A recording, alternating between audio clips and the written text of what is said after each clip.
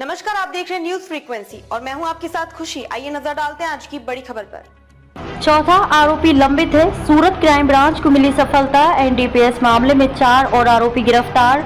रांदेर, भेस्तान और बराछा में MD drugs बेचने वाले गवाहों की गिरफ्तारी। पुलिस ने 13 लाख की एमडी की जब्त। इससे पहले एमडी ड्रग्स मामले में 7 आरोपियों को गिरफ्तार किया गया था। नशे की नेटवर्क को तोड़ने के लिए क्राइम ब्रांच का अभियान जारी है। सूरत शहर में Surat no drug in Surat city अन्वये सूरत पुलिस द्वारा सतत ड्रग विरोधी माफियाओं विरुद्ध सतत कार्यवाही કરવામાં આવી રહી છે।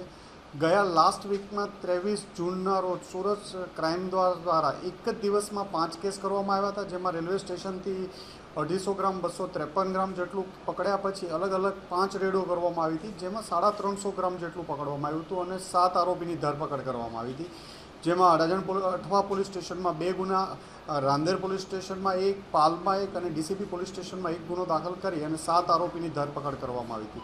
આ કેસમાં ફર્ધર સુરત ક્રાઇમ બ્રાન્ચ દ્વારા 2 લોકોની ધરપકડ વધુ કરવામાં આવી હતી અને અલગ અલગ પોલીસ સ્ટેશનોને સોંપવામાં આવ્યા હતા અને ડ્રગ માફિયાઓ વિરુદ્ધ સતત સુરત ક્રાઇમ બ્રાન્ચ દ્વારા પ્રયત્ન કરવામાં આવી રહ્યા હતા। એમાં ગઈકાલે ફરીથી સુરત શહેર ક્રાઇમ બ્રાન્ચને 3 કેસ કરવામાં સફળતા મળી છે।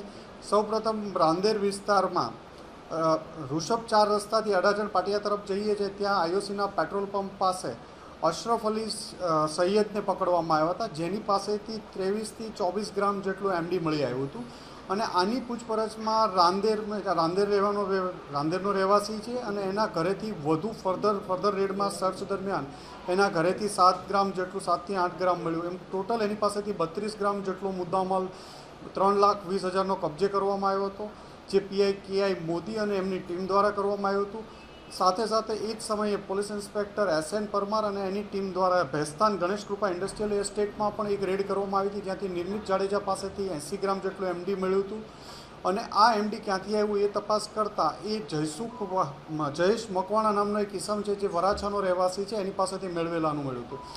એની તપાસ કરતાં પીઆઈ જયનંદ ગોસ્વામી અને એની ટીમ દ્વારા એક બગમેન ઉપરથી જયેશ મકવાણાને પકડી પાડવામાં આવ્યો હતો અને એની પાસેથી ફર્ધર 23 ગ્રામ જેટલું એમડીનું મળી આવ્યું હતું, જે બાબતે કાપોદ્રા પોલીસ સ્ટેશન ગુનો દાખલ કરવામાં આવ્યો હતો।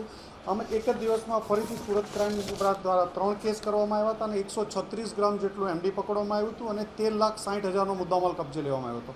સૌપ્રથમ અશરફ સૈયદ પાસેથી આ માલ ક્યાંથી આવ્યો એ કન્ફર્મ કરતાં એક અયાન પઠાણ, જે નાનપુરા રહેવાસી છે, એને તપાસ કરવામાં આવી અને અયાન પઠાણ પણ અત્યારે મળી આવ્યો છે। એની ધરપકડ કરી એને આગળ રાંદેર પોલીસ સ્ટેશનને સોંપવાની કામગીરી ચાલુ છે।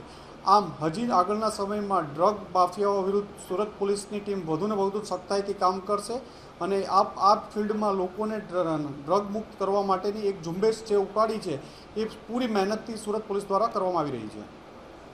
अब तक के लिए बस इतना ही। फिर होगी आपसे मुलाकात ऐसी एक और बड़ी खबर के साथ। तब तक के लिए नमस्कार और देखते रहिए न्यूज फ्रीक्वेंसी। ऐसे ही लेटेस्ट अपडेट्स के लिए हमारे चैनल न्यूज फ्रीक्वेंसी को सब्सक्राइब करें और तुरंत नोटिफिकेशन पाने के लिए बेल आइकन प्रेस करना ना भूलें।